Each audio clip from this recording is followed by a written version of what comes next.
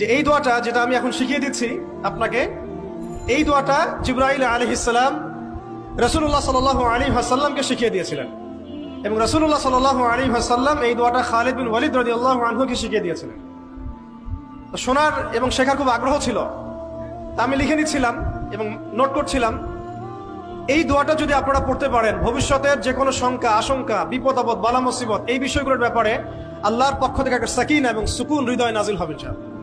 একটু বড়, যেহেতু এখানে তালেবে ইলমগণ অনেক, তারা তো শুনলেই মুখস্থ করতে পারবেন, তাই আমি নোট করে আনছি। এবং জ্ঞান তো লুকিয়ে রেখেও লাভ নাই, প্রচার করলেই লাভ, আপনারা আমল করলে আমি নাকি পাবো ইনশাআল্লাহ।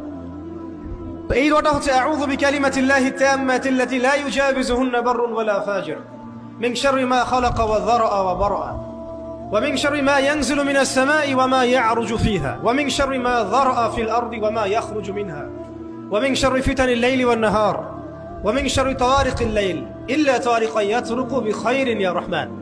এই দোয়াটার উপর আমল করতে থাকেন, দেখেন ভবিষ্যতের আশঙ্কা দূর হয়ে যাবে ইনশাআল্লাহ। আল্লাহ পাক আমরা সবাইকে 4টা গুণ হাসিল করার তৌফিক দান করেন।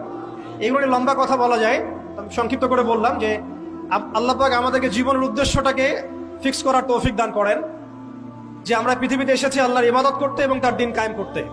এবং এই মিশনে আমাদের প্রথম দরকার হচ্ছে দ্বীনি ইলম অর্জন করা, এবং এটা একটা লম্বা সিলসিলা, এই ব্যাপারে তাড়াহুড়ো না করা।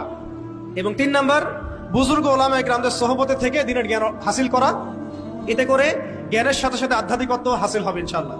আর আধ্যাত্মিকত্ব হাসিল না হলে বাইরের চোখ দিয়ে যদি আমরা দেখি, তাহলে এই বিশ্বটাকে চিনতে, বুঝতে এবং সমাধান বের করতে আমরা বেগ পাবো। এবং কোনো কোনো ক্ষেত্রে আমরা সত্যকে মিথ্যা মনে করতে পারি, মিথ্যাকে সত্য মনে করতে পারি। আল্লাহ পাক আমাদের খিদির আলাইহিস সালামের দৃষ্টিভঙ্গি দান করেন, আমিন।